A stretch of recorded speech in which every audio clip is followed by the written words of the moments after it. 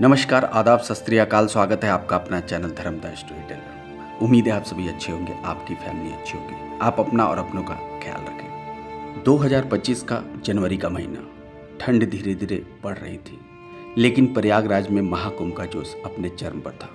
संगम के तट पर लाखों श्रद्धालु गंगा, यमुना और सरस्वती के मिलन की पवित्र भूमि पर मोक्ष की कामना लेकर आए हुए थे। चारों ओर भगवा झंडे लहरा रहे थे और हर हर गंगे की गूंज वातावरण को भक्तिमय से भर रही थी। इस भीड़ में एक 20 साल की लड़की राधिका अपने सहेली के साथ मेले का आनंद लेने आई थी। दिल्ली की रहने वाली राधिका हमेशा से अध्यात्म से रुचि रखती थी, लेकिन उसके जीवन में कुछ अनकहे सवाल हमेशा उसे परेशान करते थे। उसे अक्सर अजीब अजीब से सपने आते थे। गंगा का किनारा, किसी के चिल्लाने की आवाज़ और एक खून से सने हुए हाथ।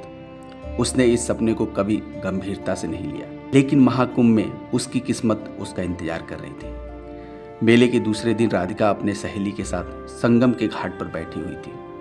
वह गंगा आरती देख रही थी जब अचानक उसकी धड़कनें तेज होने लगी। उसे लगा जैसे उसके आसपास का माहौल बदल गया है। हवा भारी हो गई है और उसकी सांसें अटकने लगी हैं। उसकी सहेली ने घबराकर पूछा, क्या हुआ राधिका, तुम ठीक तो हो?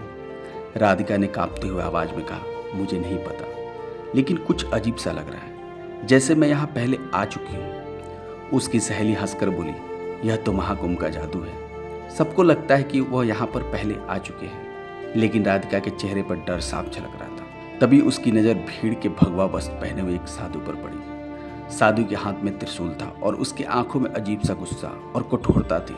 राधिका का दिल जोर जोर से धड़कने लगा। उसे लगा कि वह इस साधु को जानती है। उसने तुरंत अपने सहेलियों से कहा, मुझे इस आदमी को देखना है, मैं इसे पहचानती हूँ। राधिका साधु की ओर बढ़ी। भीड़ में साधु के करीब पहुँचते ही उसके पैर तले जमीन खिसक गए। उसे अपने अंदर एक झटका सा महसूस हुआ।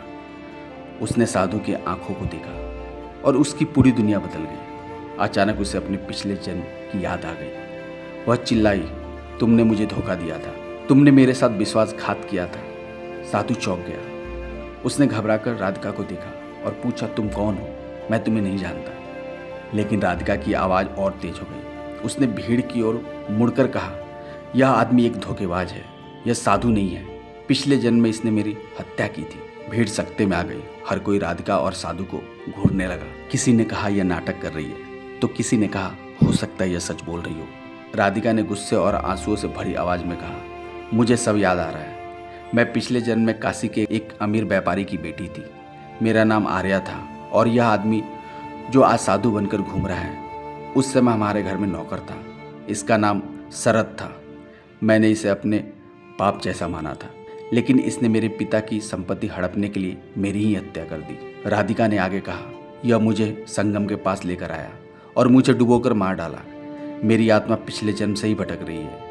इसने मेरी जिंदगी बर्बाद कर दी है। भीड़ में खड़े लोग चौंक कर एक दूसरे को देखने लगे। कई लोगों ने कहा कि पिछले जन्म की बात महाकुंभ में उजागर हो सकती है, यह कोई साधारण मेला नहीं है।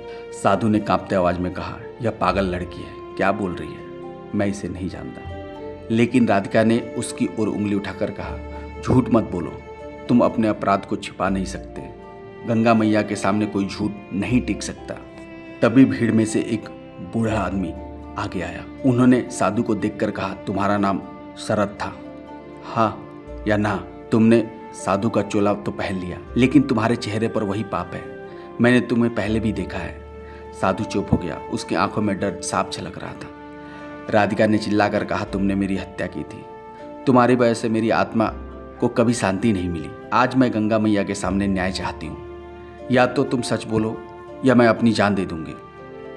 साधु ने भीड़ का दबाव महसूस किया। उसने घुटनों पर गिरकर रोते हुए कहा, हाँ मैंने पाप किया है। मैं लालच में आकर तुम्हें मार डाला था। मैं पिछले जन्म से इस पाप का बोझ ढो रहा हूँ, मुझे माफ़ कर दो। राधिका की आंखों में आंसू थे, लेकिन वह कठोर बनी रही। उसने कहा, तुम्हें माफ़ नहीं, प्रायश्चित करना होगा। अपनी बाकी जिंदगी गंगा की सेवा में बिताना होगा और अपने पापों का प्रायश्चित करो। महाकुंभ के इस मेले में राधिका ने अपने पिछले जन्म का रहस्य सुलझा लिया। यह सिर्फ एक धार्मिक यात्रा नहीं थी, बल्कि आत्मा की मुक्ति की ओर पहला कदम था। भीड़ ने देखा कि कैसे एक साधु ने अपने पाप कबूले, कैसे राधिका को न्याय मिला। इस घटना ने महाकुंभ को और भी रहस्यमय बना दिया और लोग कहते हैं संगम की पवित्रता में सच हमेशा बाहर आ ही जाता है। दोस्तों, यह कहानी सुनाने का मेन उद्देश्य आपको जागृत करना है, आपका मनोबल बढ़ाना है। हम कभी नहीं चाहेंगे कि इस कहानी से आपका दिल दुखे।